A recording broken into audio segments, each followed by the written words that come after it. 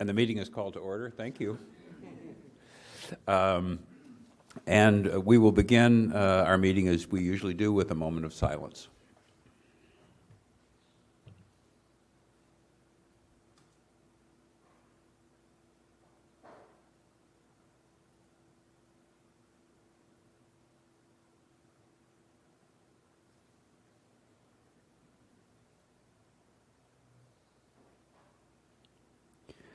Thank you. And if you will all stand and join us in the Pledge of Allegiance. I pledge allegiance to the flag of the United States of America and to the republic for which it stands, one nation, under God, indivisible, with liberty and justice for all.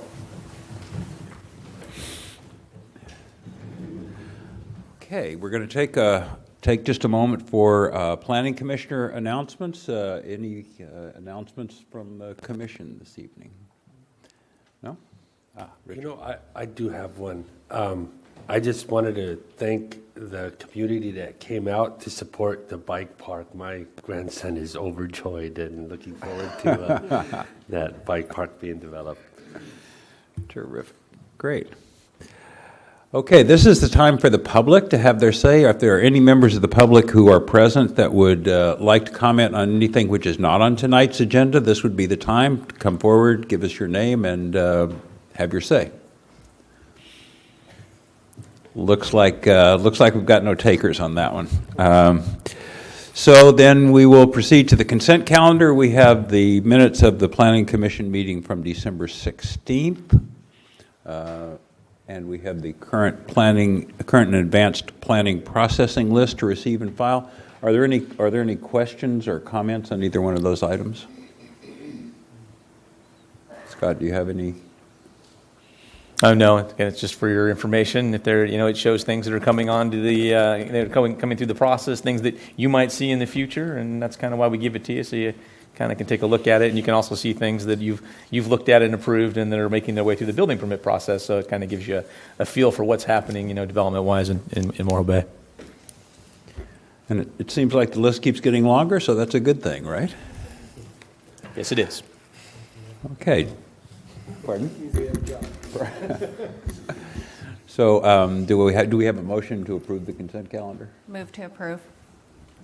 Second? I'll second it. Okay.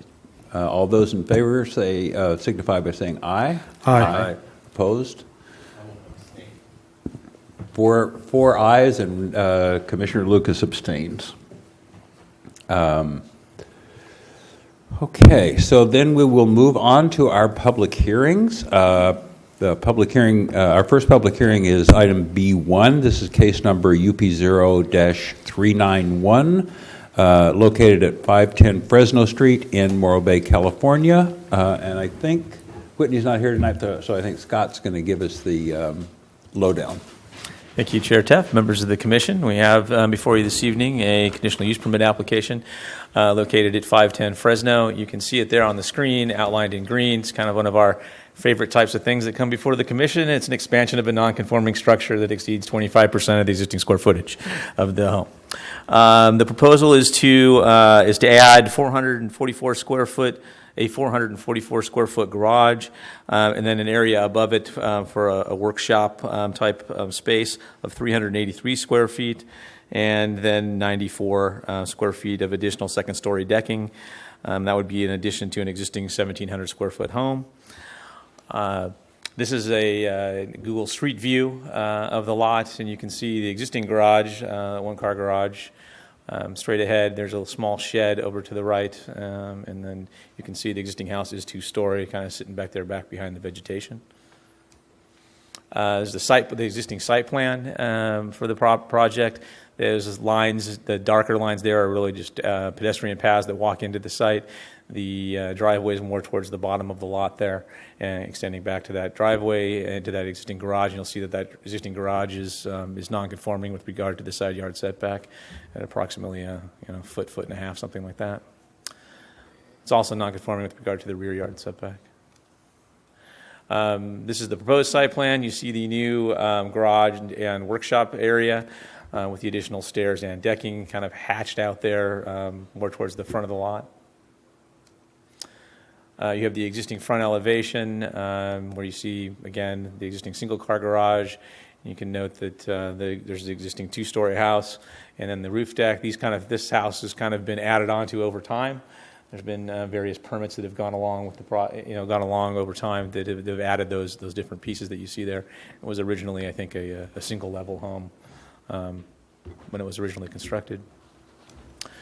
Here you see the addition added onto the front. You kind of have the garage sitting up front, and then sort of a wedding cake action to the second floor, stepping it in from the sides, and then with a little railing and deck feature at the front. This is the side elevation on the south. This is the existing elevation. Here's the existing the south elevation with the addition at the front, shown in the hatched area. To the left, excuse me. This is the existing rear elevation. This is the existing north elevation, and because that's at 0 lot line, you don't see any windows or openings along that side because it sits too close to the property line. Can't have openings in it. And then you have the addition shown there to the right. Now, you don't see windows in this. Windows could be added to this if the Planning Commission desired. It is kind of a blank wall face there. The addition is required to meet setback requirements, so openings are not an issue here. Might be something the Planning Commission would might want to discuss. Not a requirement, but certainly something we've talked about in our design guideline discussions in the past. These are the development statistics that go along with the property. You'll see that with the additions that are proposed, the property in the project is at the maximum allowed lot coverage of 45%, and you can see that it has the non-conforming setbacks there as well on the side. And that's it. With that, staff is recommending approval of the project. If there are any questions, I'd be happy to answer them. Thank you, Scott. Are there any questions for staff? Michael. I know this is probably more building code than planning, but this is such a problematic house. I thought I'd ask it. Now, you called it a 0 lot line, but it was not designed as a 0 lot line house, was it? It doesn't have the kind of fire ratings on the exterior wall? Or? No, not to my knowledge, it doesn't. That's correct. But it was originally built right up against the property line, and when it came forward through through the additions that took place back in the 80s, they received approval of variance to the side yard setback to allow basically the addition that came forward in the two-car garage that exists there, in the two-car tandem garage. It was, I think, originally a single-car space with a carport that later got enclosed. But they granted a variance to allow that side setback to match the existing. So it was something that's sort of been perpetuated over time with this, although fast forward to today, and the addition is proposed to meet the setback requirement. And we wouldn't be advocating this type of construction of the existing house in any way if somebody came forward. I mean, it's not really a 0 lot line structure, and it's got gutters and downspouts in that setback that if the neighbor availed themselves, you'd end up having to have someone much thinner than me go in there to do any kind of maintenance involved. It's why we have setbacks. You have setbacks to allow for that, circulation around the house and so forth. This was, constructed, I think, before our current codes, and so it was allowed to be closer to the rear property line and side property line than would otherwise normally be allowed. So the other thing that I'm remembering from the days when I was more in active practice was at a certain percentage of value of the house, you have to go back and upgrade other aspects of the house. Are we in the square footage where we have to go back and modify things code-wise for the rest of the house? There's no requirement to go back and modify the rest of the existing house. We did have our building division look at it prior to this, and there's no issue from that standpoint. It's just the addition has to meet current code requirements. And they had no comment about the gas service and the electric service in that 1.5 foot right away? I mean, I have no idea how one accesses that without getting on one's neighbor's property. Yeah, no, there was no commentary that was provided related to that. I guess my only concern is even if the building code is comfortable with some of this stuff, we're necessarily putting a burden on a neighbor for someone to maintain the house where there's not adequate room to maintain a house. I mean, I don't want to get into a comment, but I mean, it strikes me, that's, when I look at it, that's the first thing that jumped out at me is there was no city comment on the fact that the utility infrastructure and so much of the perimeter wall was already in kind of a zero lot line kind of configuration. Yeah, our codes, deal with existing non-conforming structures and simply say, when you're doing additions, you're supposed to make the additions comply. There's no requirement that you go back and reach back into the structure to make it conform. I would say, with the exception of if you were tearing most of it down, kind of long gone are the days where you leave the non-conforming 2x4 in the corner and that grandfathers you in. When you do things like that, that's when we make you comply, because you're really tearing down the structure and starting over. And that also gets back to some of the issue where you're talking about the valuation and having to bring things up to code. I mean, it's sort of similar to that. I guess the last two things I was also concerned about is I couldn't find the nomenclature for what this garage configuration is, because it's really, it's not a tandem, it's a tridem.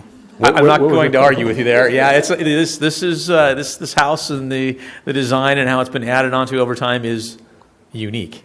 Well, I was just wondering, do we have anything dealing with situations like this? I mean, it just is in the abstract. At some point, how many cars lined up face to bumper becomes an issue? This is certainly an anomaly from a project standpoint, because again, the house was the original house was pushed way back in the back and then over to the side. Normally, you're not going to have that. You're going to have a house meeting setback requirements, and it's not going to have the room to do something like this where you could have 3 cars like in tandem. That's just not going to be available to you on most lots. This is sort of unique from that standpoint. Do we have any? I'll save the last one till comments, I guess. Okay, that's all I've got. I have a couple comments.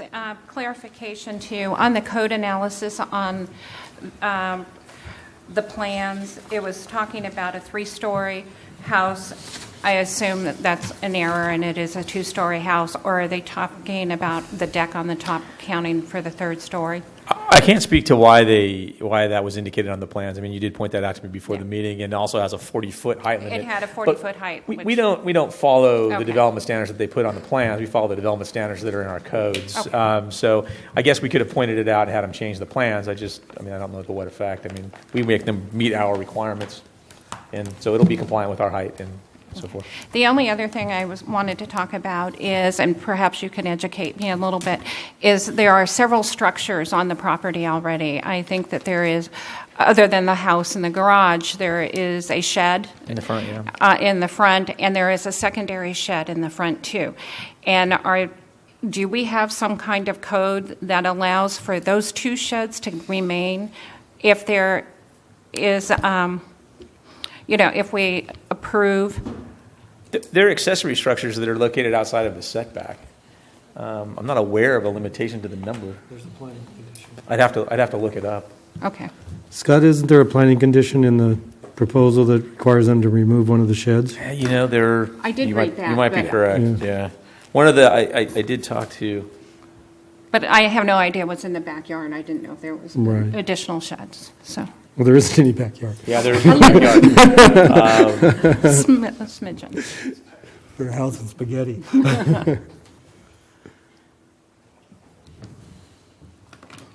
where's the? I thought it was like The planning smaller 5 or planning.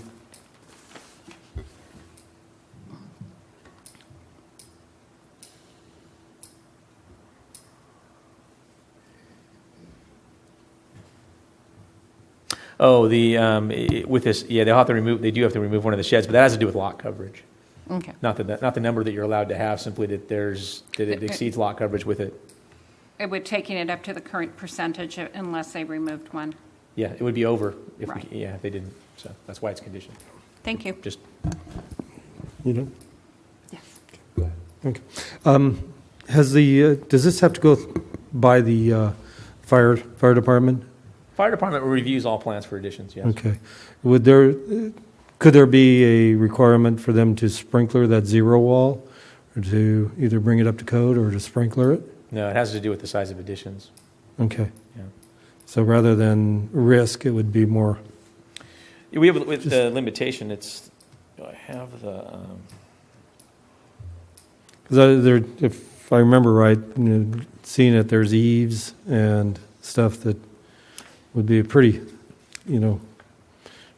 there are for combustible. There are for the existing, yeah, but there's no requirement that you change those. Those are existing non-conforming situations that are allowed to remain, they're allowed to be maintained, the way that they are. There's no requirement that they have to upgrade them in any fashion. Okay. Nothing requiring an etumescent paint or anything on there that would... No. There's Okay. no building code requirements for that. And then on got a question about the driveway. If we can bring up the plot plan. Okay, they're proposing a 20-foot wide driveway all the way to the street, and if I remember right, it's a gravel. I thought we had limitations as far as street widths for driveways, and if we allow this, then there's going to be, with the driveway next door to it, it's going to be driveway. And I was wondering if we have the ability to reduce the width of that so that it drops back down into about a 12-foot access. The planning commission could require a condition that reduces the width of the driveway, yes. Okay. And on the gravel drive, there was a note on there that's a non-conforming material. What's your feelings on that? It is, that you could require it to be paved with AC paving.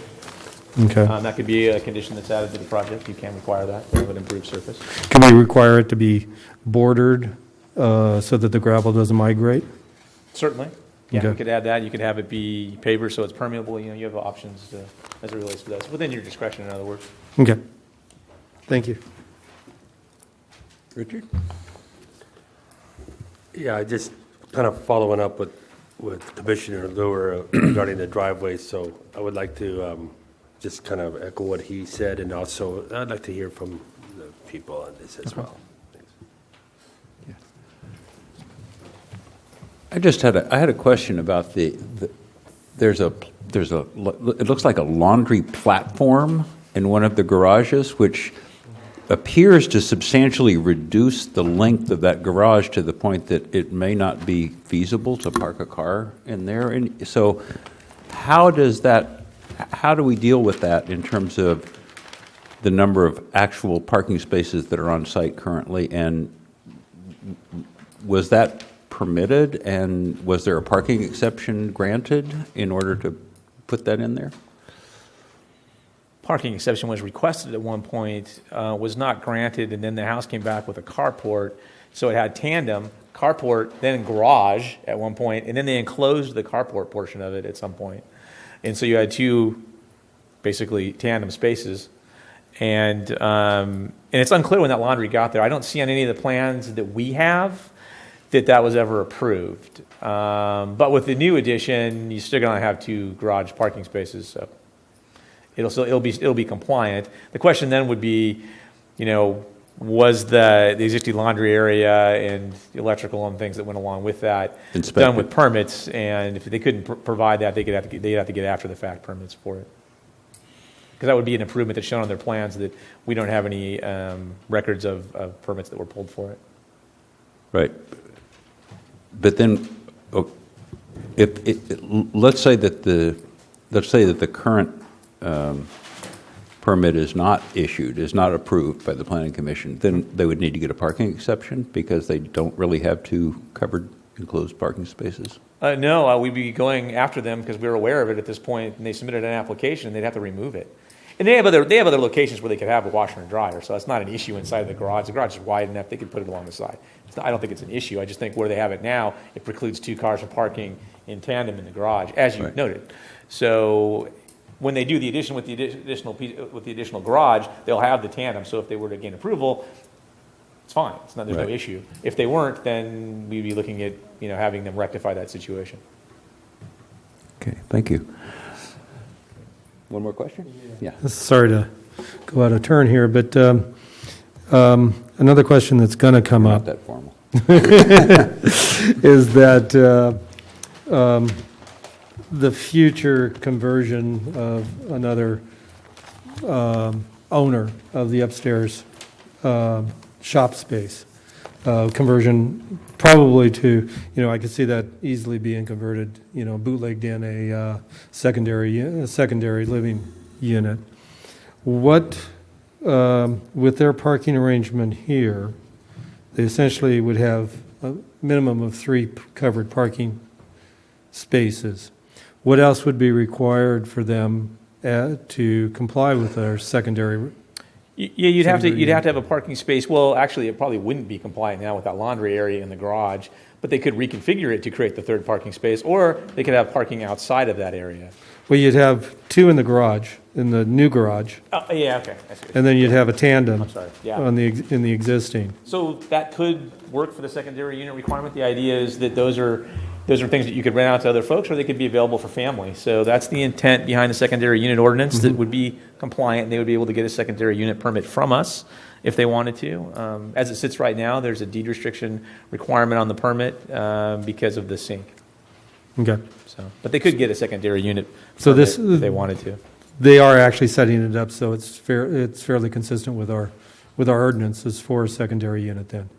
Yeah, there wouldn't be an issue. I mean, they could have said, "Hey, we don't want to do the deed restriction," and they could have decided that we'll do the secondary unit permit and had that come with it in case they wanted to do it in the future, and that would have been completely acceptable. Yeah. But that's not what they really are looking to use this area as a shop area from all accounts. So tandem parking would be allowed in that situation? It's an option. Certainly, there's not a requirement there's nothing that says you can't have that. So yeah, it would be. Yes. Okay, great.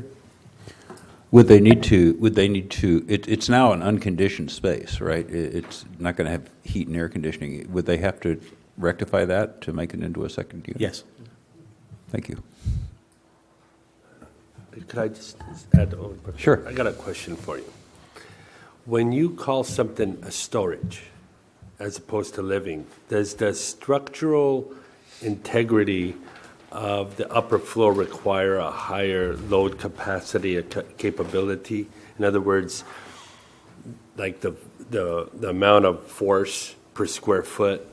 I remember doing a project one time, and calling something storage required a lot more substructure.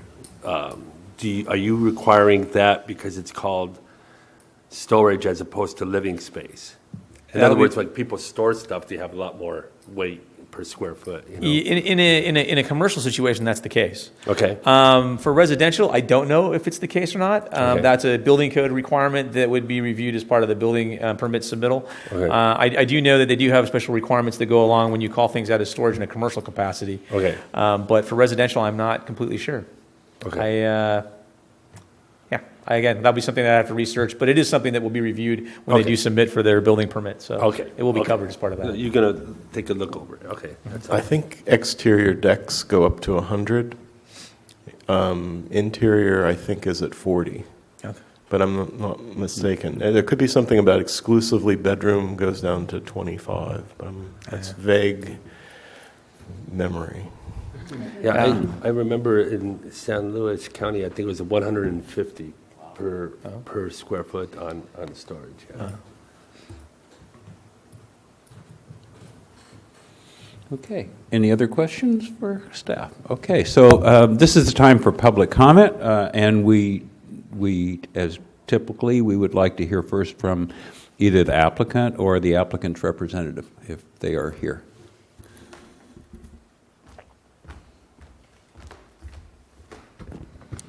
Good evening, staff and board members. I'm the architect and the agent for the owner, and we have reviewed your staff report and we've reviewed your proposed resolution with the conditions of approval, which, for your information, do include paving of the driveway, removal of the one shed, and a deed restriction to make sure that the shop space above is not used as a residential use. It will be for a shop and auto restoration space. And we have no problem with the conditions of approval, and we're in agreement with staff's recommendation. And I'm available for any questions you may have. Are there any questions for the representative? Pardon? We will, sure. I just, while he's here, I was just wanted to know if anyone had questions to ask for him. I'll also remain here for questions. Okay. Well, thank you. I don't think there's any questions at this time. Are there other members of the public that would like to speak, that would like to comment? Okay, seeing none, we'll bring it back to commission for discussion. Who'd like to lead off? Well, I have a question. Oh, okay. Question. Now Can you we have open up public comment again? Sure. We'll reopen public comment for a question. Sorry. Part of a comment, part of a question. I don't personally have a problem with the gravel as a non-permeable, as a permeable surface.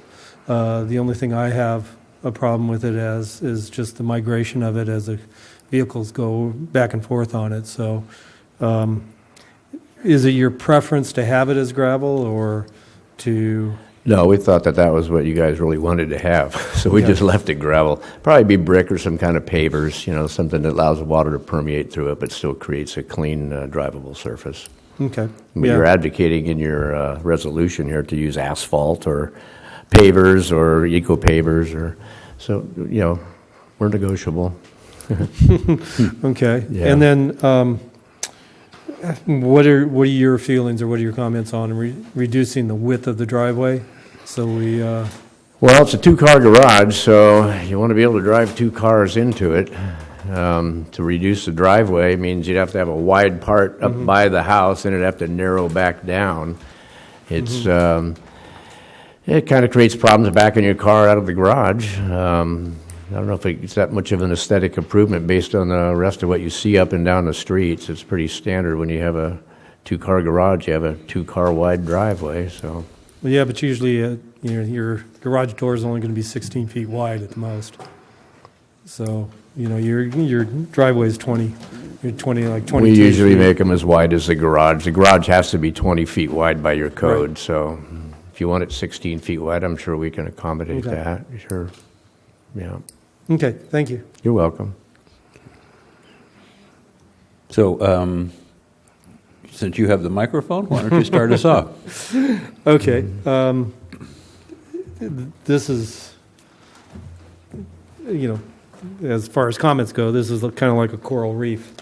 It's just kind of, through the years, it's kind of aggregated parts and bits, and so I can, I can see problems with the way the form has taken shape, but I don't see any really code requirements that, or problems with this new addition as far as this extra structure there. I would like to see, as Scott mentioned, maybe some more articulation on that south side, seeing as that is going to be exposed to passerbys. I would like to reduce the driveway to a maximum of 16 feet. And Scott, we do have a maximum approach, right? Okay. Yeah.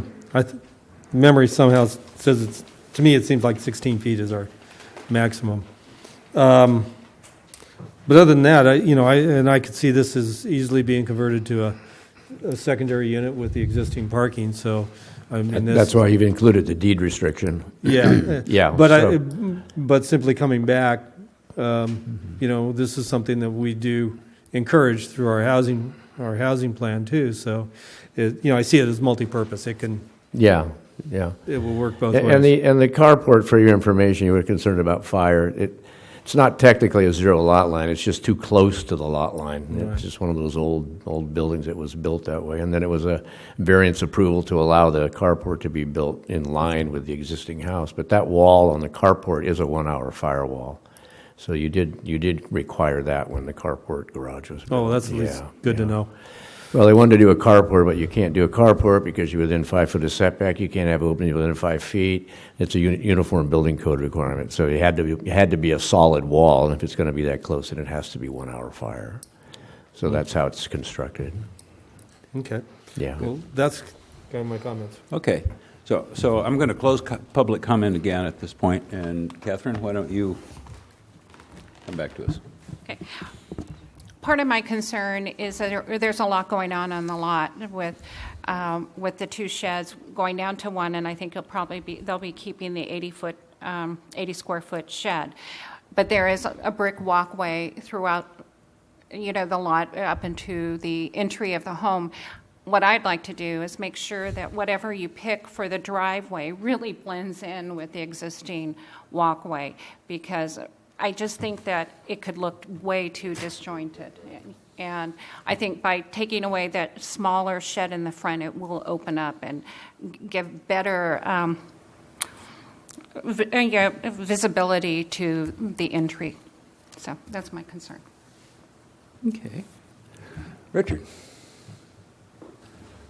Yeah, me and my grandson, we drove by this piece of property, and I happened to meet the neighbor to the south, and I just asked him, what he thought, and he said that he didn't have a problem with the property other than his wife's going to miss looking at the garden in the front, she's going to miss her view.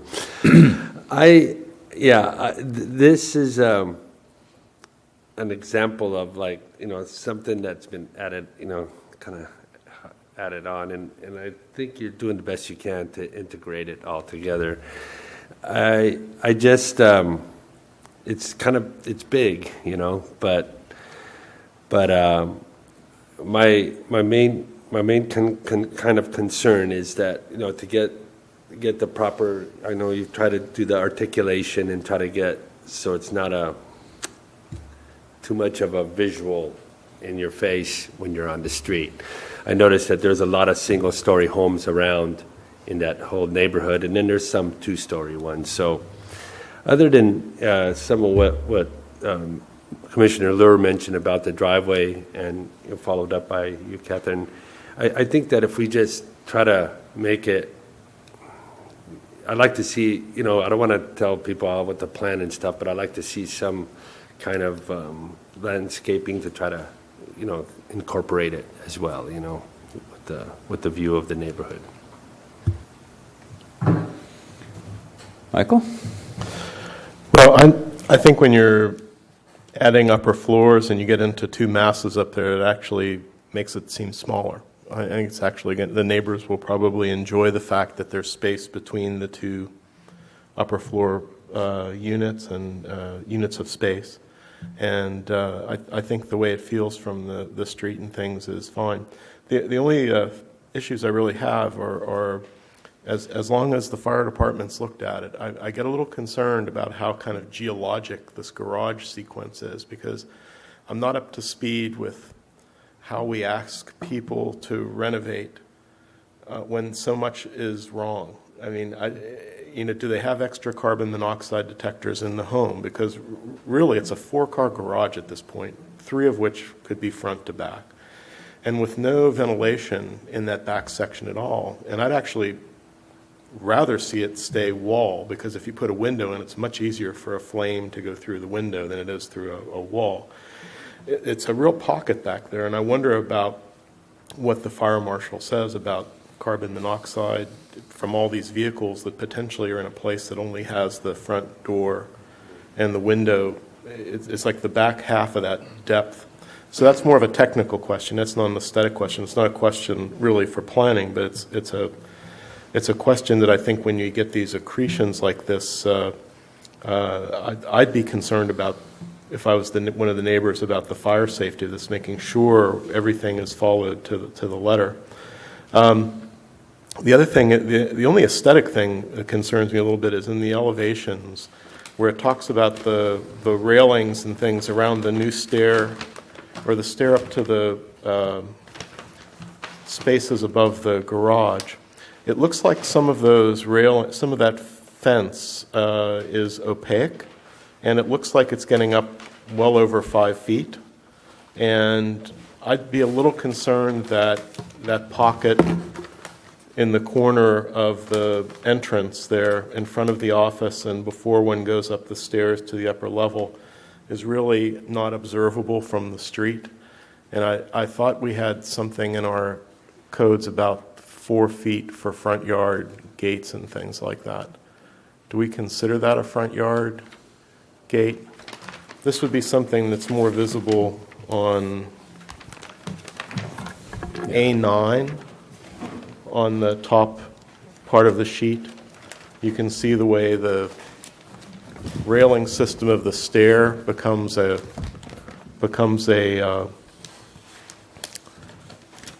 what looks to me to be an opaque fence next to the garage. So where it's at the landing, it's above 6 feet, and I understand that. That's a landing, and you've got to have a rail at some point. But then it never seems to drop down to much less than 5.5 or 6 feet. So that just seemed to me to be a really I'm not sure what our codes are in terms of how we would consider that fence in there. It's an open rail up above, so I can't imagine one would be concerned about a closed fence down below if you've got an open rail up above. You see what I'm saying on A9? Top drawing. To the right of the garage door, to the right of the passage door to the garage. Yeah. It takes off at a railing height of the stair that's going up to the second unit. I see what you're talking about. That's clearly So to the inside of the lot.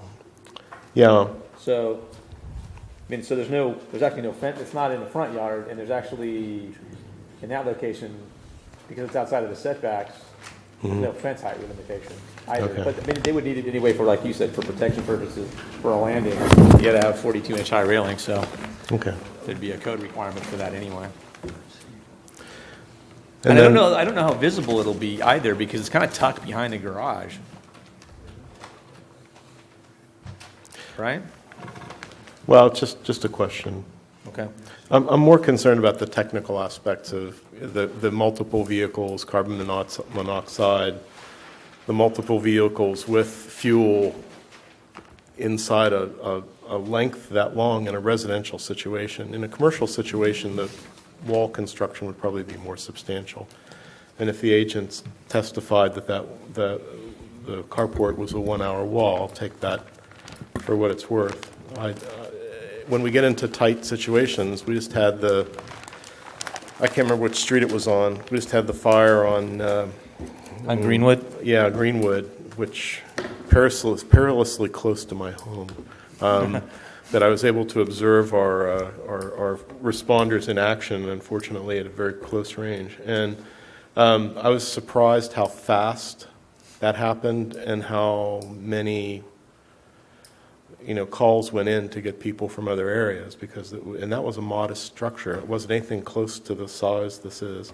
So that's my only concern is making sure that there's follow through on the fire protection aspects. Like I say, the massing of the upper floors I think is actually going to be pretty nice, considering how large some of these projects we see come in at. I think it's actually nice to see the massing split up like that. I think it would be a wonderful place to work upstairs.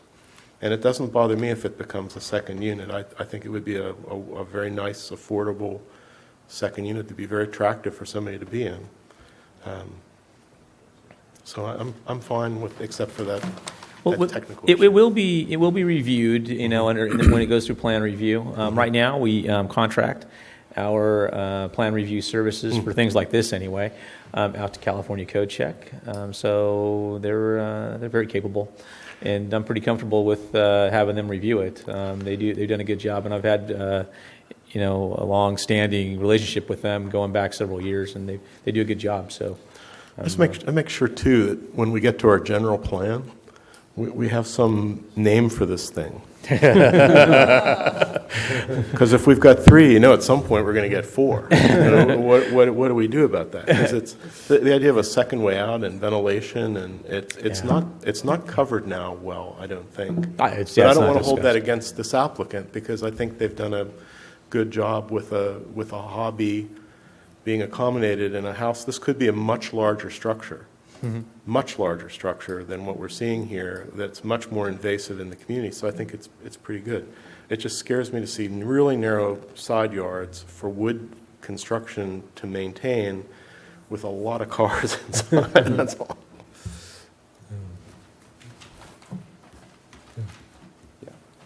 Well, I think I'm going to be the odd man out here because I have a couple of issues with this. I understand. I get the fact that this house was built before we had setbacks and before we had codes.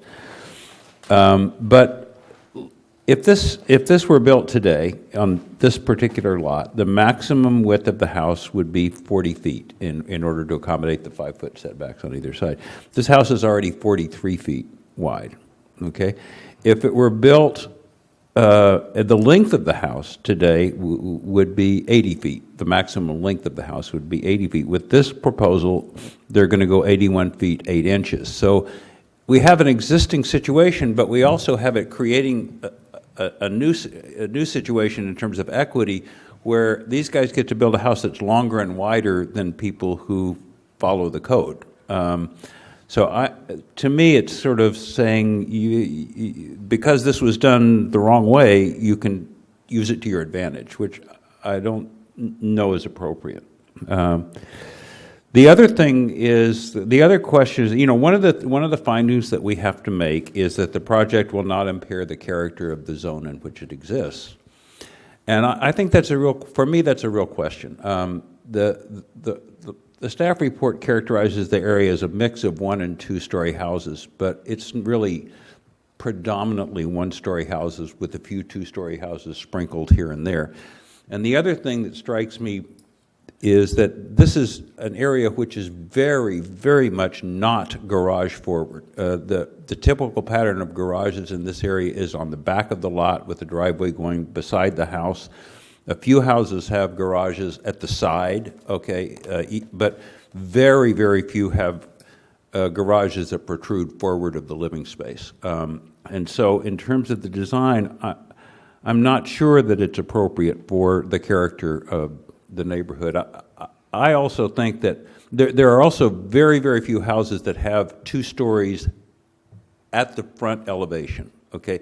The 2-story houses that exist, the second story is in almost all cases set back a good bit, articulated back into it. And it seems to me that with a little thought and a little, and I, having lived in a situation, living in a neighborhood where there was a sort of particular pattern of setbacks, and there was one house that didn't meet that pattern, that was different, okay, it stuck out like a sore thumb. It changed the entire character of the neighborhood when that house was finally removed. So I'm a little bit concerned about what this structure, being so atypical of the area, is going to do in terms of the character of the zone.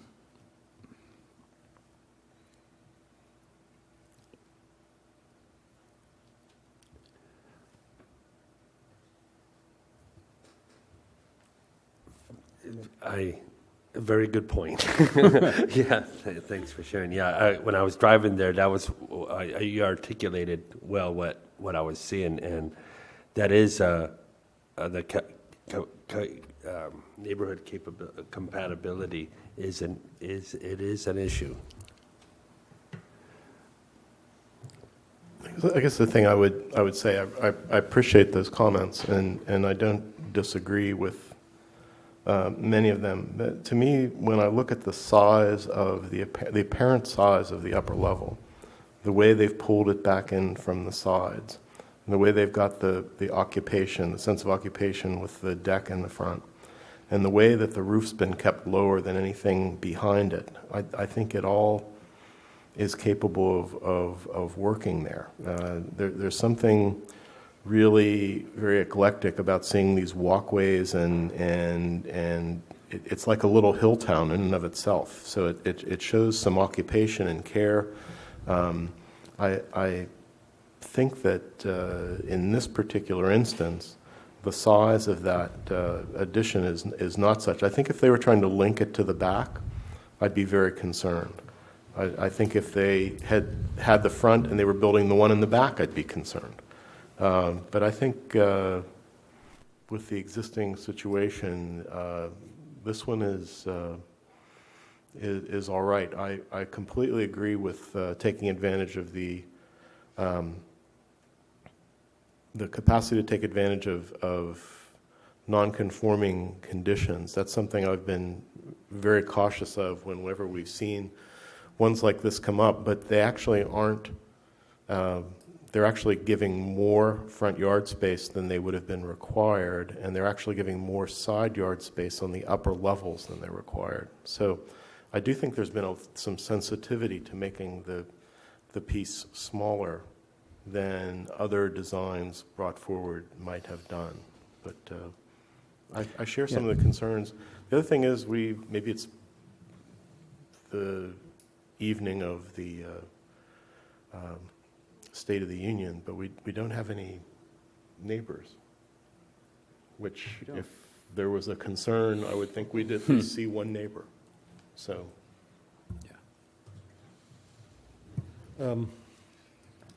I guess my concern, and your point, Dr. Teft, is well taken, is the future possibility of linking these structures together. Seeing this, if we give them the variance, this is no longer non-conforming, would they, on the next round of this coral reef, if they plan on infill, or another applicant or another owner plans on infilling in between these structures, what is the regulatory structure for that? Well, at this point, it's maxed on lot coverage, so that's it. Footprint of the building is not going to get bigger. No, but they could second story that garage, the quadrennial tandem garage. Well, you can and you can't. Now, you're talking about entirely reconstructing that garage because structurally you wouldn't be able to support a second story on top of the existing portion of it because your addition is going to have to be moved over 5 feet. That's going to bear right in the center of that garage, Right. which means that whole non-conforming piece is going away that you're going to add a second story over. So there are a lot of moving parts and a lot of what-ifs there that probably make that unlikely. Because once you start moving back over that area, you got to be 5 feet over. 5 feet over puts you in the middle of the garage. You're not going to be able to support the second story that way. You're not going to be able to have posts going down into the garage below because then it'll impede the parking spaces that are there. So you got problems with that. Yeah, you know, there are floor systems, you know, a 16-inch I-joist, you know, could span that. That's only 15 feet and could support that second floor, and you could go up with the second floor fairly easy because it is going to be 3 steps down from the existing structure, so you could drop it in. But what I'm concerned with is meeting both that. I don't have a problem with it the way it sits, the way the design sits, but Commissioner Teft's point is well taken. Especially if that infills on that second floor, even if they do a 5-foot setback on the second floor. They could still get a corridor through there. You know, we essentially limited or conditioned another project for airspace, essentially airspace on another project that we had come forward. Can we condition this project with a deed restriction as such? Well, I mean, I'm not sure what we'd be achieving with the deed restriction. Well, what we'd be achieving is not allowing that whole linear side view to be a solid mass, and keeping it as two second-story elements with a single story in between. Well, I mean, it's certainly a discretionary proposal would be to do that. I still think that the likelihood of you being able to do something along the lines that you described is not very good, because you're not only talking about how you're going to support that second floor of that area, you're talking about the foundation that's underneath it. And that's problematic, because regardless of you put anything above that, the foundation that's probably under it probably is not adequate to support a second story. And so now you're redoing the foundation. Well, you can't be touching the foundation in the setback. So, my experience with these things is doesn't work. I've been doing this for 20 years, and that's the problem you run into every time. That the people want to go over there and start touching the stuff that's non-conforming, but you can't touch it. It needs to stay there. It's not adequate to support the second story. We're kind of done. So I'm, on my side of things, a little less concerned about it from my experience. Now, if the commission as a whole wants to come up with some kind of deed restriction for this, I guess we could review that and see where you want to go with it. I'm not as concerned, I guess, as maybe you are, just having the experience of these things repetitively coming forward. It's one of the issues that come in. People want to do that. They're like, oh, we want to add on, and then they're talking about how they're going to support the second floor. It's going down into that setback and the foundation for the area that's in the setback, the portion of the home, and so that always creates problems. And it's something that's frustrating to the public even, because we've had the conversation frequently. Well, yeah. I mean, my feeling is that this property has enjoyed a great deal of latitude in the past. There was a variance that allowed for the second garage to be added. There's been conditional use permits for the upstairs, and we're really beginning to push the envelope here. We're at 49% lot coverage. I'm 45% lot coverage. We are there. I mean, this is maxed out, and so I think that there needs to be an extraordinary sensitivity to the neighborhood that it's sitting in. And I'm not saying the project is not a good one, but I think a better effort can be made. I would like to see some vertical articulation in the front. I'd like to see I'd like to see at least looking at breaking up that mass door that goes all the way across and doing some sort of staggered, two-door arrangement that would be less. I mean, I think that, and I'm not going to design it, but I'd like those kind of techniques to be looked at in order to try and just reduce the vertical impact in an area where that kind of vertical impact is atypical for the neighborhood. That's all. Sure.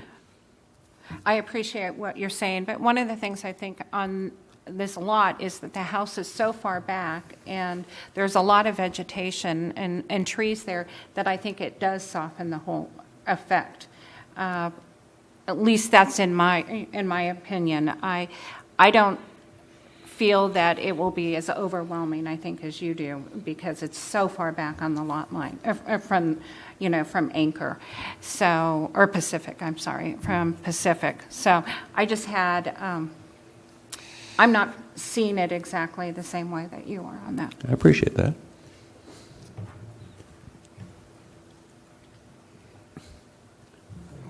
Well, yeah. Different question, Scott.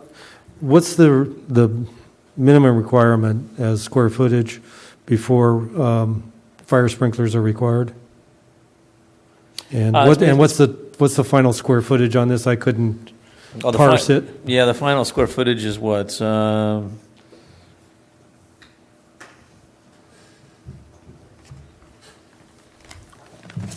26 and change. Or no, that's not.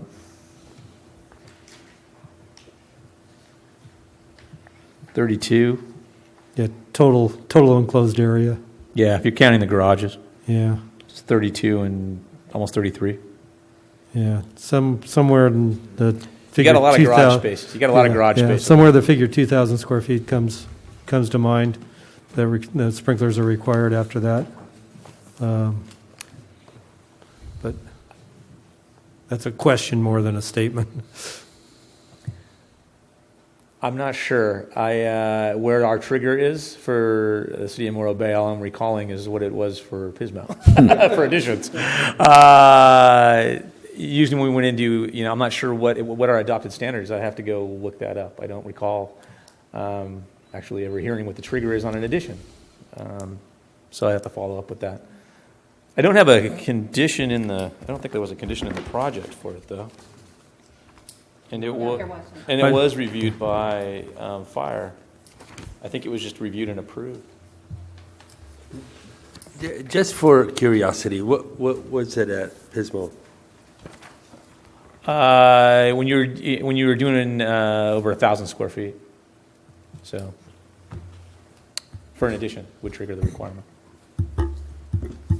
Scott, was that retrofitting the whole structure or just the addition? If you're adding over 1,000 square feet, you were retrofitting the entire structure. And that was also based on the domestic water system being the sprinkler line. Say that again? That's also based on the domestic water system is the pressure behind the sprinkler system. It's Yes. not a separate line like a commercial structure. Correct. Yes, correct. Okay, well, if there's no further discussion, do we have a motion?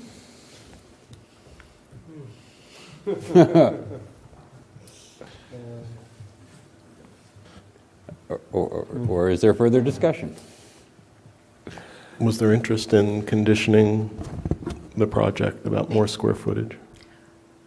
Well, I feel that I'd like us to discuss the addition of fire safety in the garage and making that a condition. Is that something that we can do, Scott? No, I would say that's probably outside of your purview. We adopt fire code requirements, the city does, and so in the example that I gave you for the City of Pismo Beach, we adopted more stringent fire code requirements several years ago to require when fire sprinklers were triggered. And I don't know that Morro Bay's done something like that, and so that would be potentially inconsistent with the code requirements adopted by the City Council when we adopt our building and fire codes. So the idea is that they'd be compliant with those types of things. The expectation is you're going to have something that's compliant with the codes adopted by the City Council. Is this include something what Commissioner Lucas was mentioning about the carbon monoxide detectors? Can we condition that in there? Well, they'll have to comply with the building and fire code as far as those go. That'll be something that's reviewed. And so, yes.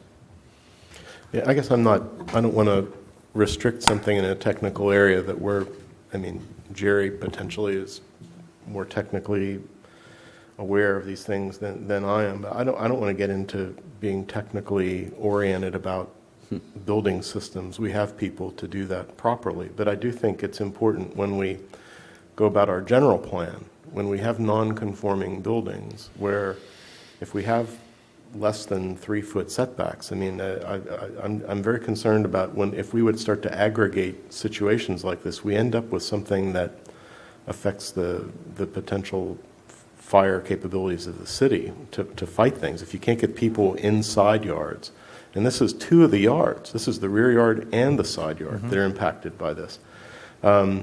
It's potentially, I don't know where the fire hydrant is. I'm not an insurance person, any of that. It's just it becomes something that we need to be aware of, that we may want to talk to the fire protection people, making sure they're aware of the situation, the context of the house, because I don't want to over-condition anything, especially technically, that adds cost to someone's home. So I'm more interested in if we talk about the upper floor square footage. Okay. Are there not some state requirements for carbon monoxide detectors now? Yeah, there are requirements that you have, carbon monoxide and fire, and they're in in the current fire. I forget what the requirement is on the current one because it changed just a little while ago. There's on every level, you need one, and you need one in the hallway. Yeah. You don't need a carbon monoxide in the garage because they'd be going off too much. Yeah, But you do need a fire sprinkler. You need not a sprinkler, but a smoke alarm in the garage. Yeah. And with the new construction or the addition, they would be linked together. But in the old construction, they could be battery and non-linked. So that building code requirements. yeah. What's the commission's feeling about conditioning this, that if further additional square footage or that would need to be brought back before this commission or a future commission? I'd like to see that. Yeah. Well, I was going to say that was the case anyway, but it was 25%, right? Right. So if we did something like that, you want it to be a recorded condition? I think it would need to be to put future buyers on notice. That's good, because we would be able to reference this permit, then you would know what future permits came after it. So that's how I would do it. Okay. Okay. If that's the desire of the commission, obviously. There seems to be a general consensus on that, I think. I think one of the reasons I like that condition is if you look at the massing on the upper floors, there is a generous rear yard setback for the existing upper floor area. And they've expanded the side yard setback for the existing upper floor, and they've expanded the front yard setback for the existing upper floor. So they've pulled in the upper floor in a way that we're basically saying, representing the community, we're comfortable with the mass and square footage now, but we don't want to see a larger structure built on the property without a lot of new scrutiny by the community.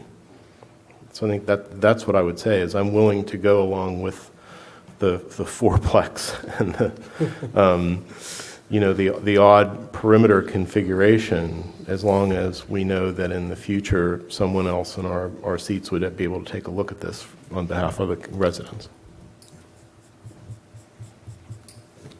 And also, Scott, I have a question. If they remove the other shed in the front of the house, that would give them an additional 80 square feet that would go against the 43% or the 45%. So I think we have to be careful that we can't count that extra 80 square feet. Do you see it? I think if we can't put a condition to limit the expansion and require any future expansion of the structure to go back before the planning commission for review and approval. That's fine. I mean, that's the way I'm wording the condition. So any future addition, regardless of whether the shed goes away or not, just any future addition will require planning commission review and approval. Okay. Thank you. And then also to the commission, what do we think about, or what are your thoughts about requiring further articulation and the reduction in the driveway width? Maybe requiring a double front door instead of a single 16-foot square, wide door, or windows on what is that, the north side of that? Personally, I'll just speak out. Personally, I would be very much in favor of seeing those things. I've expressed my concern. I would not be terribly comfortable dictating those as conditions. In other words, what I'd rather do is ask the applicant to come back and show us, better articulation and better, some a little more concern for the character of the neighborhood.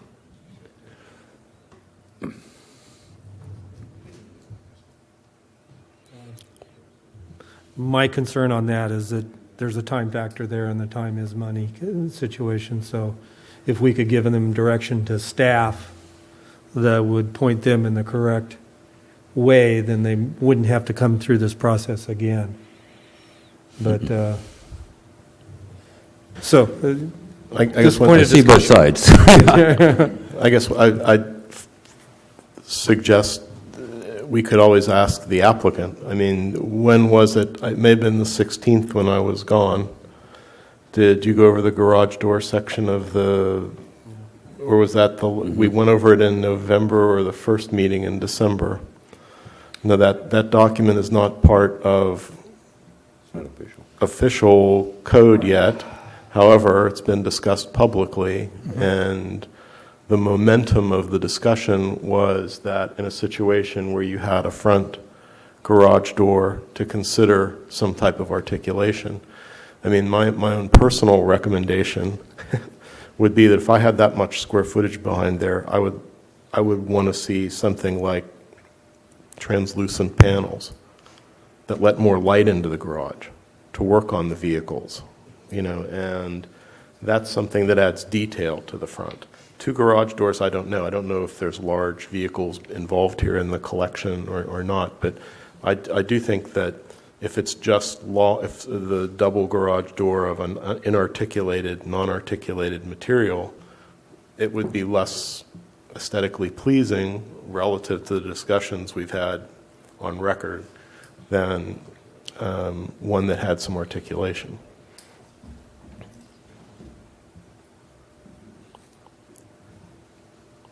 So we could ask that they consider that. But I agree. I don't want to be up here designing everybody's house. No. That's not That's my, right.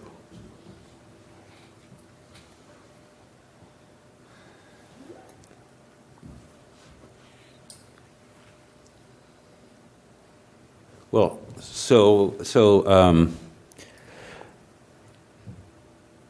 I hear a certain level of concern here for the articulation issue. I don't know where we want to go with that. I don't know how strong the level of concern is. Maybe. We open it back up and talk to the applicant? Sure. Open it back up. Sure. We'll open public comment for a question from Commissioner Sorensen. Hello.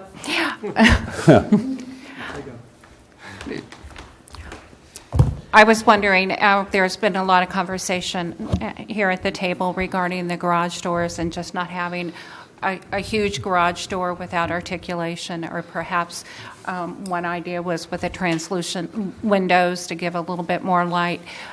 How would the homeowner feel about incorporating that into the No plan? problem whatsoever. Be happy to do that. Be happy to add windows on that north wall also. I think those are the 2 things that you brought up.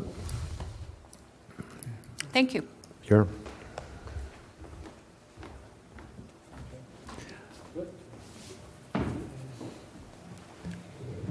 Yeah, I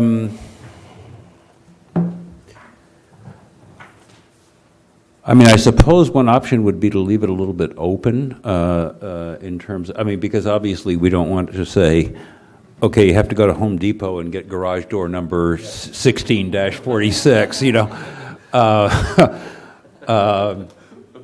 And definitely not Home Depot. Yeah, maybe. Hey, I like Home Depot. Miners. Miners? What kind of miners? Would it be appropriate to express the desire for a greater degree of articulation on the front facade and direct staff to work with the applicant to achieve that? Completely so. Now, we're talking about a couple different things, and I want to make sure I do what you want. So you're talking about articulation across the front, and then we were talking about, a more architecturally pleasing garage door. So those are 2 different things. Right. Okay, so we have that front elevation of the addition has the, the second floor pulled in to the garage like this, and you would prefer it to be stepped back? Because it has a deck that comes out that provides articulation to the front. Right. Personally, I'm sorry. I actually think that the articulation on the structure is fine.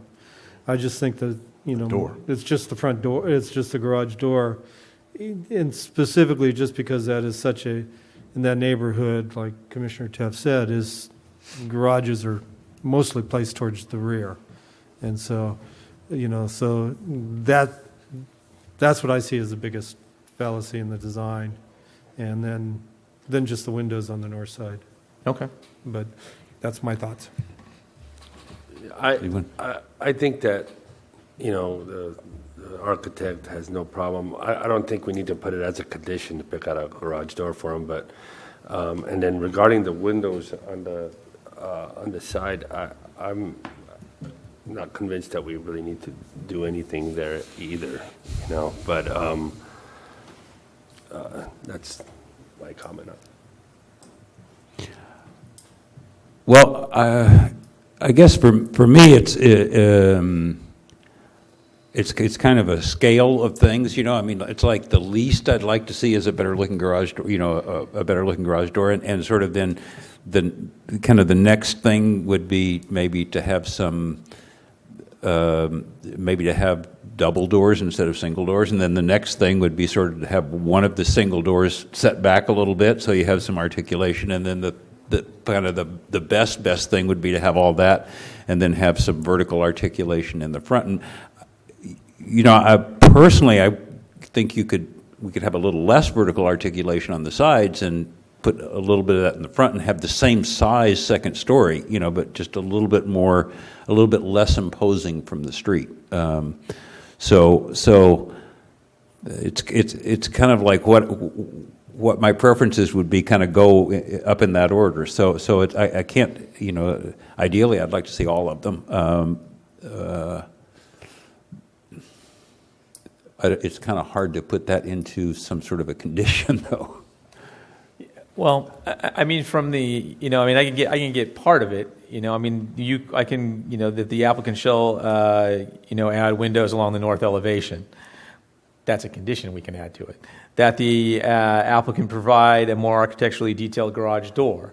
Now, if you wanted to get specific, you can do the offset thing. I know they have a specific use for it that they have intended, so I don't know that 2 garage door bays really works for them, and I'd maybe want to have them speak to that before we added a condition like that to it, because that, may not work for what they're looking to do. I don't know. Honestly, and I'm sorry just for speaking out of turn, but honestly, I think we're getting into a situation where we really just need to turn it back to them and say, show us what you can do to make this.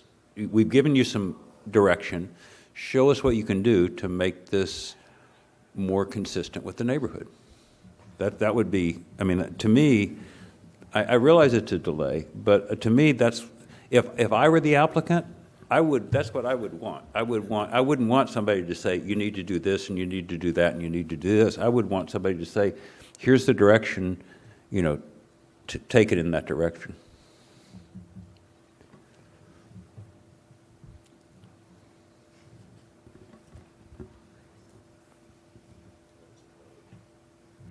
I guess I agree and I disagree. If the design didn't have the articulation in it, I would say take it back. But the fact that we've got the occupiable upper floor toward the street, we've got a stairwell in the joint between the 2 building masses. These are all things that talk about habitation and people coming and going and activating the facade already. I'm actually a little leery of saying things like vertical articulation, because I think in some ways you make the building smaller when you put when that second level deck cuts across the face of the building, because you kind of cut it into a top and bottom.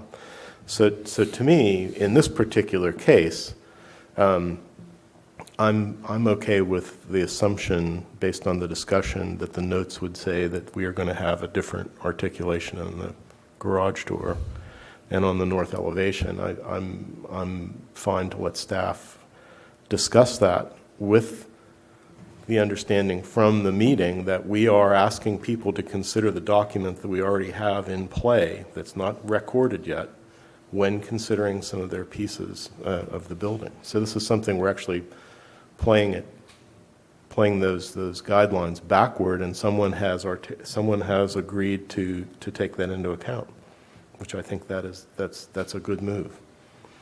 And we don't have a big community swell here. I would say it's easier to play out the community's wishes when the community is here to articulate those wishes. We certainly don't seem to have any lack of shy people in the community when we have one that is not to their liking. So short of everybody, like I say, short of everybody watching the State of the Union, I'm struck by the silence in the room from the community. Catherine? I agree with Michael. I think if we take care of having the garage door have a little bit more interest would probably be the word I would use, and then additional windows. That'd be fine. I also agree. Okay, so we're getting there. So I guess let me try to make a motion on this. that, get back to where, yeah, come on. Looking for the numbers here.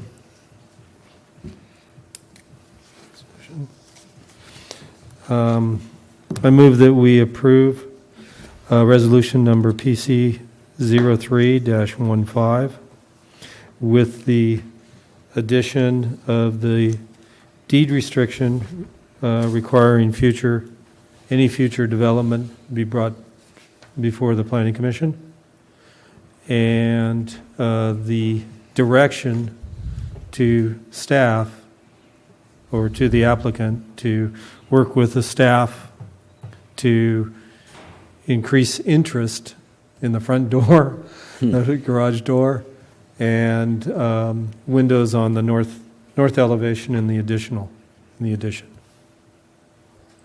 Anything further? I'll second. We have a motion on the table, and we have a second. Do we have discussion on the motion? No? Just the one thing I would say, I'll be happy when we get, get the design guidelines as documents At the that counter. we can stand upon. Yeah. So Yes. that's it. Okay. So then, well, Call for could we vote. have a roll call? Commissioner Sadowski, Aye. Commissioner Lucas, Aye. Chair Teft, I still have to vote no. Commissioner Lure. Yes, except on condition where I forgot to include the driveway reduction, the reduction of the driveway width. So you want to amend your motion and then take it back Yes, through the vote? Yes, so Okay. Okay. And I'm do sorry. we have it, does a second I'll, approve of the amendment? I'll still. To 16 feet, was that right? yeah, to I 16. think 16 feet, yeah. Okay. Or to the maximum allowed, or no more than 16 feet. To a maximum of 16 Yeah, feet. to a maximum maximum. 16 feet. Okay. I can do that. And I'll still second. Okay, we'll do this again. Sorry about that omission. It's okay. Commissioner Sadowski, Aye. Commissioner Lucas, Aye. Chair Teft, I'm still a no. Commissioner Lure, Yes. Commissioner Sorensen. Aye. Thank you. Motion passes 4-1. Okay, thank you. That was fun. Moving on to public hearing, item number B2. Or does anyone need a break before we move on to B2? Okay, let's take 5 minutes then for.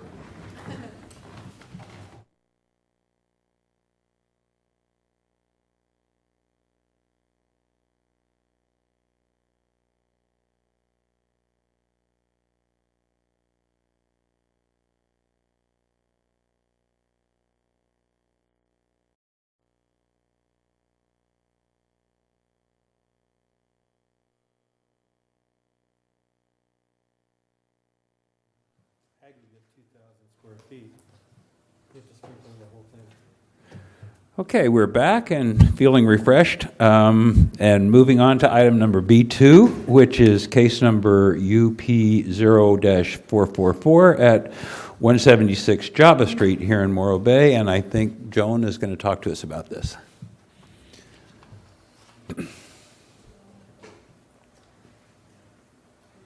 Or not. Good evening, Chairman Teft and Commissioners. The item before you is request for a conditional use or coastal development permit. I keep getting those two backwards. At 176 Java Street to allow an addition exceeding 10% of the existing floor area to a conforming structure in the appeals jurisdiction.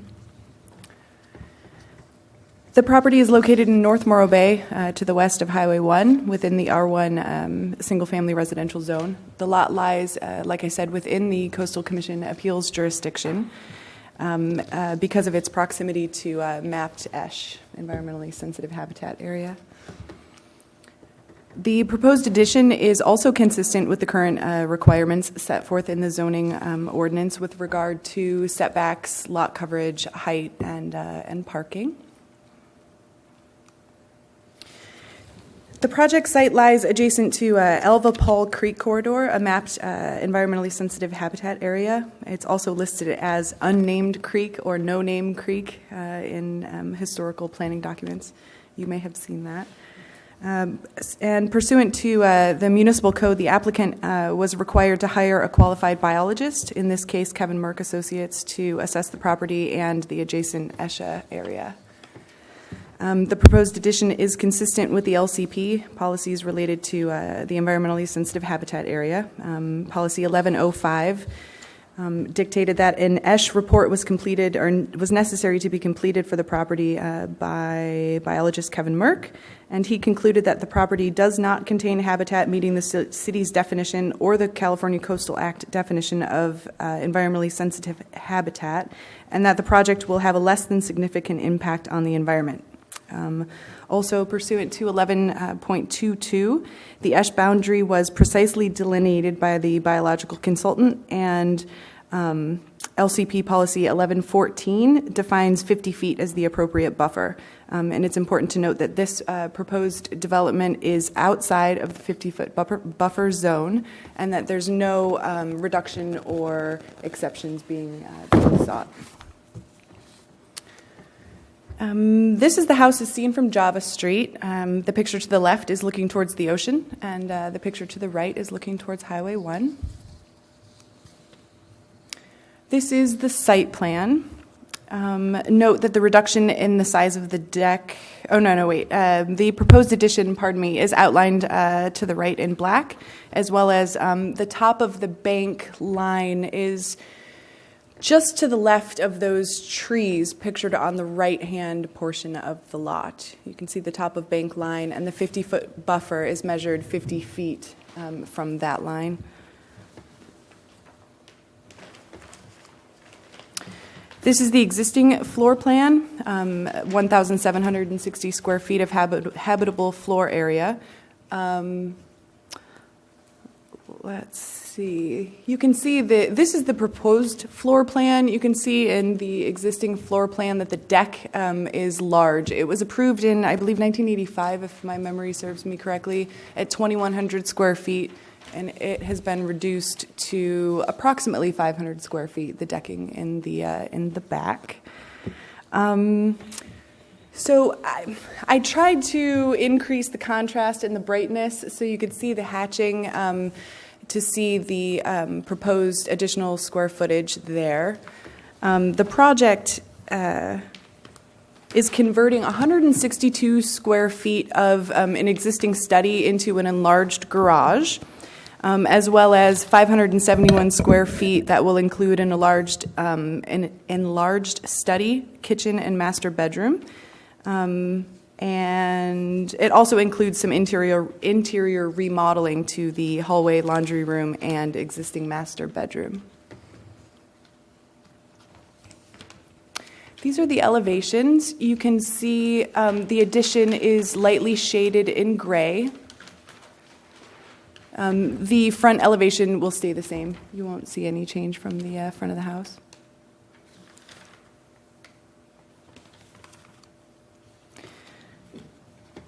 Staff recommends that the Planning Commission adopt the revised resolution number 4-15, which includes the findings and conditions of approval for coastal development permit CP 0044 for the proposed addition at 176 Java.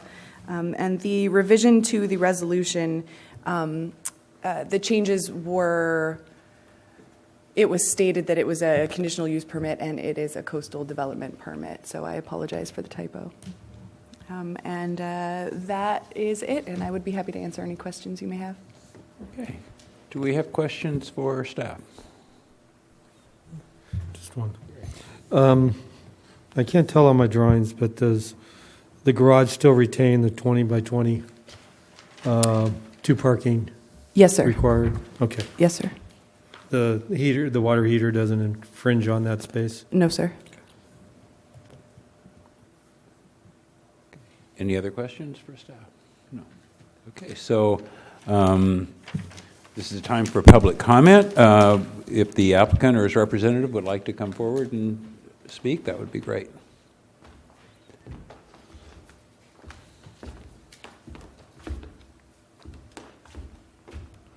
I'm new to this process, so you'll have to school me. Well, give us your name, my and name then you can say whatever you'd like to say. Keep it clean. Well, I'm Joe Cannon. I'm a contractor. The people who own this project actually live in Washington State, so I am the agent. I don't have any issues. As far as I know, we're copacetic. Okay, are there any questions for the representative? No? Thank you very much. You're welcome. Seeing no other members of the public present, I won't call for additional public comment, so we'll bring it back to the commission for discussion. Who'd like to start? How about, Richard, how about you start us out today? I took a ride, my bike ride around that whole area, and I think that one of the things I like, once again, it was in a previous project, I like the 50-foot buffer on the ESHA, and the project, I think, is a good project because it kind of brings in and addresses some of that articulation that we talked about earlier in our guidelines. So I think it's pretty, for me, it looked pretty straightforward. Michael? Yeah, I think this is a great example of a lot of people just build large, simple additions, and this one's a small, intricate addition. Mm-hmm. And it all looks like it's adding value. It actually looks like it's more respectful of the ESHA, and I think there's some very nice design things in the house. The solar tubes, there's a attention to natural light that we don't see in a lot of projects. So I think it's a nice little job. Gary? Yeah, I'll second those comments. And then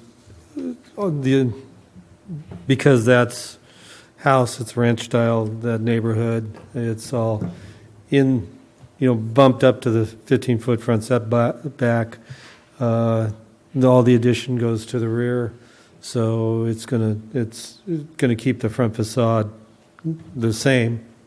So I don't think it's going to have much impact on the community at all. I think it's going to be a nice little addition for the owners. I agree. I like it when the additions are in the rear of the property and that it really doesn't have a whole lot of, doesn't impact the neighbors that much. It's a cute house, and I think that it'll be enhanced by these changes. Well, I'm impressed by the detail, the interior work that's going to be done. I would recommend that the owners stay in Washington until you're finished. I also appreciate the fact that I went on Google Maps and sort of checked it out, and I appreciate the fact that this addition really doesn't interfere with the relationship of the adjoining houses to the ESHA. It's not blocking anybody off from the creek or anything like that. So I just think it's great. I have no negative remarks. So I think we're probably ready for a motion. I'll make a motion here to approve the, what do I call it, the amended resolution number PC 4-15 as amended. I'll second. So we have a motion on the floor and a second. Do we have any discussion on the motion? I don't think so. Okay. So let's have a roll call. Commissioner Sadowski? Aye. Commissioner Lucas? Aye. Commissioner Lohr? Yes. Commissioner Sorensen? Aye. And Chair Teft? Yes. See, that wasn't hard. Okay. So we have no unfinished business tonight and no new business. So we will move on to our new section, which we've been having informally all along, but we now have it formally, which is Planning Commissioner comments and future agenda items. Okay. I'll go up first. I was just wondering where we sit on a couple of my suggestions and concurrence by the Planning Commission. Well, we've been in the process of reorganizing, so I haven't had the chance to do much work, and I'll speak to that a little bit more here in a minute, I suppose. But I haven't had an opportunity to, one, finish the design guidelines. That's the number one on my list. And then two, get to the solar request for a letter, and I was going to put something together for you for that. I just haven't had a chance to get around to it just because of all of the work that goes along with reorganizing departments and creating new departments that did not previously exist. So as that sort of shakes out, then I'll have a little more time to move forward. I certainly, and I'd meant to actually give you a call about this. If you want to move that, because it was going to be a letter to the council, if I'm not going to be able to get to it in a manner that's timely enough for you, certainly the commission itself could write the letter and send it off because it might be a meeting or two before I actually bring that forward. So, if you want to have it happen faster than that, because the council's in the process of looking at goals. Mm-hmm. Yeah. So the timing of it might be such that you might want to have some concurrence among the commission and draft a letter on your own potentially, because again, it's going to be a meeting or two before I bring it back. Okay. What would the process? I'm sorry. Go ahead. Can we do that? Can we confer among ourselves on the text of the message without violating the Brown Act? I'm not sure we can. We can probably assign it to a two-person subcommittee that can bring it back to us. That would be the way that I would suggest doing it, and then you get concurrence, and then we send it, then you can deliver it to the council. Short of that, I will bring something back in a meeting or two. Seeing the way timing of things is working, and knowing that it's going to be difficult for me to get to it, at least immediately. Okay, I didn't give you that option. I didn't mean to rush you. I was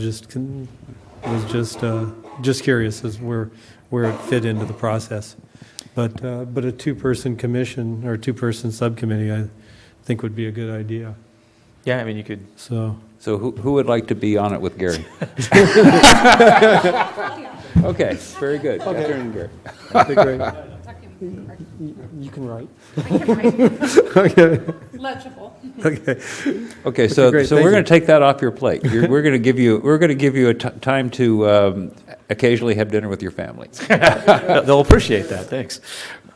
So then, can you bring that back to us at our next meeting? Is 2 weeks long enough for that? Yeah. Okay, good. We have to advertise the text if we vote on it.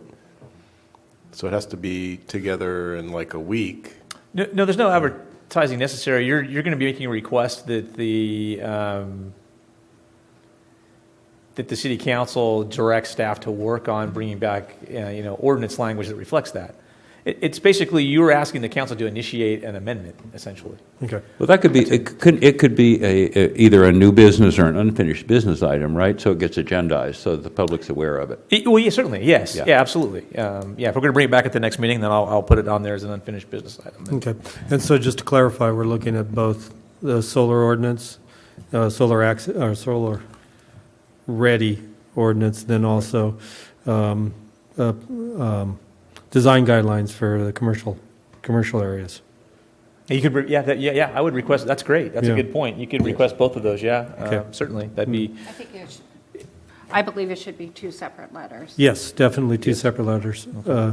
And so do we bring that back? I missed that part about, do we bring that back as new business or unfinished business? Or I would bring it. We've been talking about these things a couple of different times, so I think it's appropriate to bring it back as unfinished business. Okay, great. And it would be great if you guys could get the text to staff so it could Right. go in the packet. packet, right? But not communicate it with any one of us in the meantime. Yeah.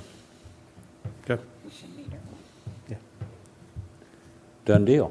Okay. Did you have other questions or issues? Yeah. I have a Catherine? question. You mentioned twice about reorganization. Is it appropriate to discuss the reorganization? Certainly, I was going to do it under manager Your comments. Yeah. So, but if you're not done with commissioner comments, I mean, we can wait until it is one of my items. Is Are you it- guys done? Is it good with you if he discusses it after? Okay. Any questions or issues or suggestions or new agenda items at this end of the? And I have none, so you're on. Okay. The first item on my list, things to talk to you about, is the reorganization. We are reorganizing public services into more of a public works department, and reorganizing some of rec and parks to pull street maintenance, which is sitting over there right now, and to bring it into public works, which is probably where it makes a lot more sense to be housed. And we are pulling, because all that would be then sitting under, there'd be more stuff sitting under the Public Services Director, Rob Wyvick, and so they're pulling me out with planning and building, potentially parking and some other things, and making me a standalone department, which will be Community Development Department. So things will be changing a little bit. You also see this evening that Rob's not here. Well, he's not required to be here. When Right. they made the Department of Community Development and put me in charge of it, then it's just me. You get me. So that's what you'll be seeing from now on. And internally, we're reorganizing some of the offices a little bit and moving things around and working out what, budgetary things go along with changing, pulling departments apart and that type of thing. And so we're early on in the process. We're supposed to be done by February 1. Cross my fingers and hope that happens. But that's they announced the initial reorganization about a week ago, and now we're moving forward with implementation, which is why I've been busy and not been able to get to some of these other things because it is time consuming. Scott, what's your staff structure? Staff structure is, I have underneath me, I have two contract planners, Joan Whitney, full-time planners, Cindy Jacinth, and then we also have a grant writer, Gaisca Velasquez, who's under me, and then we have building. Right now, a longtime building inspector left a while ago and went to move to Paso Robles, and I'm still in the process of figuring out what to do there, mostly because of the way the position is. The job description goes with it, and the pay scale with it isn't going to probably give us the technical background that we need. So I'm looking at other ways to bring that technical expertise in-house. One of the things that I'm concerned about is plan reviews. And while we can always ship those out to an outside party, it'd be nice to have some of it in-house so people could come and talk with someone at the front counter that's actually doing them. So I'm working on options for that. And looking at city fees as well, so that we're paying for the service that's rendered. So those are some of the things that are going into it, which is why we haven't replaced it on a full-time basis. We have a contract inspector 5 days a week right now. And then and then he can do some of the residential plan checks for simple additions and things like that. But anything more complicated than that, we send out to California Code Check. He's actually from California Code Check and placed at the city for right now. We have a building permit tech. That's going to be under me. It was a little bit separated before an admin. And then the overall admin staff, we're still working that out. Between Rob and I, we're going to stay in the same building. At least that's that's the way things are shaping up right now. And how we split the admin staff between us is still up in the air. We had one meeting today to see where we were going to put some folks that were coming into our building because there's not a lot of room in it. And then next meeting is going to be Thursday, and we're going to talk about how we're, splitting up the admin staff and make sure that we're covered as far as putting packets together and sending out information, follow-up information to the Coastal Commission and things like that. So it's all in play right now. Okay. A question for just on the details. What's the hours for inspections now? Before they were half days, and We're operating inspections about 10 to 3 typically. Okay. Right now, that's when we're going to have that's when the inspector's in house. That's the 5 hours that he covers, and it seems to be working well. We're not getting any complaints, or getting few complaints anyway about it. And so it seems to be, it's the Band-Aid on it right now. Yeah. I mean, ideally, you have a full-time person there, so we have somebody that's in the house, 8 hours a day, so they can be responsive to the public. That's my biggest concern is having somebody available to answer questions, because we get quite a lot of questions that come in on the building side of things, and we're maintaining right now, but we're going to get busier, and so that's going to be a problem. So we need to get a full-time solution. If I could make a comment on fee structure too, I know this is always a dicey issue, but one of the problems with raising the building fees, the higher they go, the more non-compliance we're going to get. And so there's a trade-off there that if the fees go higher, then people are going to bootleg in more things, and we're going to have more and more problems.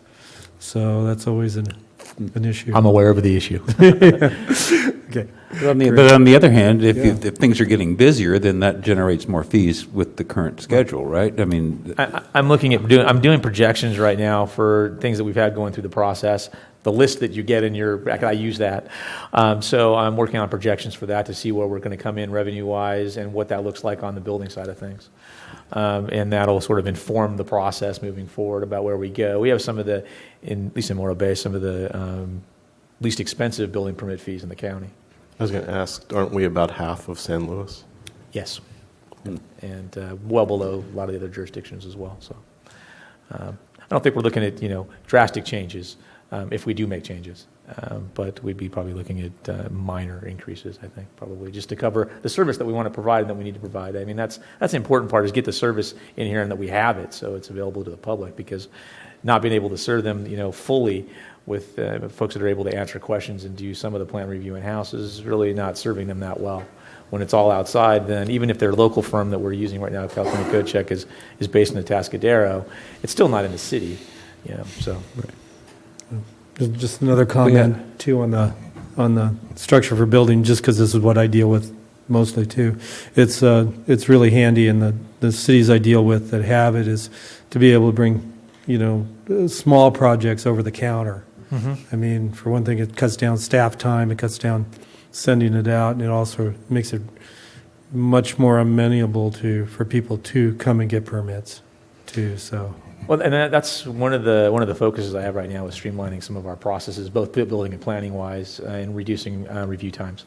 We weren't doing real well, but that had to do with staff changeover, and we're reducing them a little bit now. I mean, we're within at least the parameters that are required by the state and from on the planning side of things. And we're doing pretty good utilizing California Code Check and getting our plan checks on things like single-family houses turned around in a couple of weeks.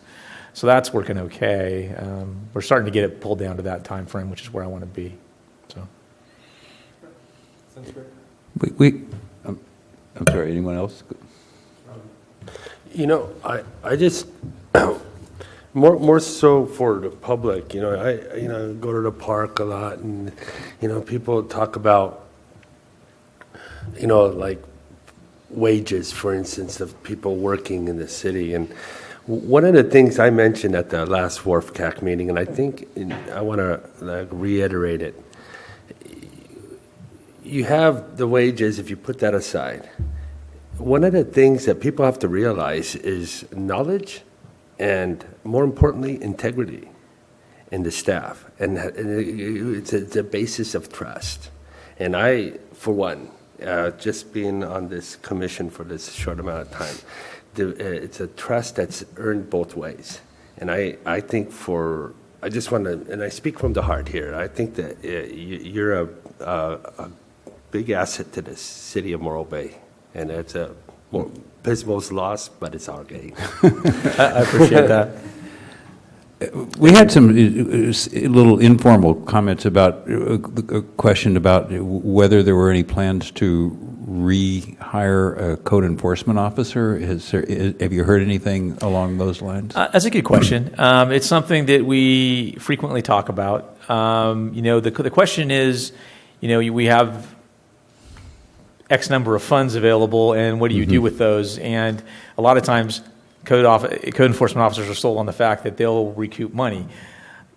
doing their job, and so it kind of somewhat pays for them, and you can maybe hire someone on a part-time basis. The problem with that is the city has, been reluctant in the past to go down the road taking a hard line on things. Normally, the idea is, when we do code enforcement internally, and it's kind of shared between the various departments, is we're really just looking to get compliance. We want you to comply with it. We're not looking to penalize people, and that's kind of been the sort of tilt of the city for many years. And so that would be a drastic change, and one people probably wouldn't be received real well. So it's something that, at least internally, when we talk about it, we're cognizant of. But it has been something that's been coming up more frequently on the radar of the city council. And Well, so we had a code enforcement officer for many years, and then when the budget crashed, basically that was one of the things that got lost. But because we can pass all kinds of sign ordinances and design guidelines, and if people know that there's no code enforcement officer, it's like, well, so what? Yeah, I mean, the process that we use now takes probably a little bit longer than it would with a code enforcement officer, because it goes through the department, we send out letters. If we don't get compliance, then it's turned over to the offices of the city attorney, and then goes through that process. We have the ability to issue citations now. We try more along the lines of getting compliance than Right. citing folks, but we do have that ability, and the city could always kind of change tact on that a little bit. But the system, the way that we do it now works okay. Similar to how other folks do it that don't have code enforcement officers, cities do it that don't have code enforcement officers. It's kind of how much time do you have to spend on the code enforcement is how well it gets. It happens. When we have more time, code enforcement happens in a faster and probably better manner. Now, when you're really busy, you don't have a lot of time to pay attention to it, then it takes a little bit longer. We're going to keep you busy, Scott. And Rob, I know you're out there watching Channel 20, and we're going to miss you. Okay. I do have a couple of other things. Oh, that was I'm just sorry. the reorganization. We had the appeal at the last city council meeting for 1,000 Ridge Way, and the city council upheld the planning commission's decision, basically denying the time extension that went through on the parking exception for that. We do have, we do have the Planning Commissioners Academy coming up. I am working on the budget on that right now, since it's shared with Rob about what the availability is there. But it sounds like after talking with him that's going to be a possibility. And so I'd like to get from you folks who's interested in going, and then I'll work out the details of it. Catherine, I know you indicated previously that you wanted to go, but if you can, the time frame, it's March 4th through the 6th, so that's a Wednesday through Friday, and it's down in Newport, so Southern California. So if you give a little bit of thought to that, and can let me know possibly if you're interested in going in the next week or two, that'd be great.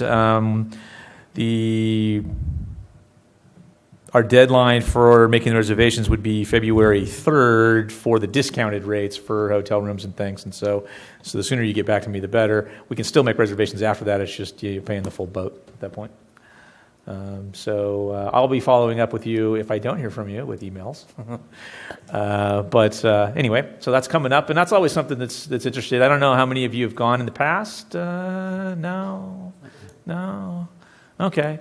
It's always good there. You get to go through other workshops with other planning commissioners and other jurisdictions, and you get to hear about what problems and issues they have going on, which I think is kind of interesting to see what they're doing versus what we're doing. And I think it's always educational and definitely worthwhile. If you have the time and the availability to go, I would certainly encourage you to do so. I will probably accompany you down there. At least I'll be the one goes. We'll see. I always say I'm going to be the one that goes for these things, and then something happens and I end up not going. But I will try, my best to go down there. So I'll be around. Anyway, so if you would, in the next week or two, if you want to go, at least reach out, and then I'll be following up with emails, pinning you down for sure to make, to figure that out. So what else do I have? We already talked about the design guidelines and the solar letter. Probably 2 meetings out for the design guidelines, the way it sits right now, and what I have going to council coming up right now. We're dealing with goals and some other things with that, and so my focus has kind of been shifted towards that in the reorganization. But we're going to be done with that here in a little bit, and then I'll be coming back to the design guidelines and finishing that document. I've gone about a third of the way through like the production document for it. I have all the information in there, but putting it in something that looks polished is where I'm at right now. So, and that's it. That's all I have. I just wish they wouldn't call it the Planning Commissioner Academy. It sounds like we're going to have to wear little uniforms, with white shirts and Bermuda shorts and saddle shoes. Yeah. Okay. So are there any other issues, items, or comments? If not, then we will adjourn to the next regular Planning Commission meeting here at the Veterans Hall on February 3rd, 2015. Thank you.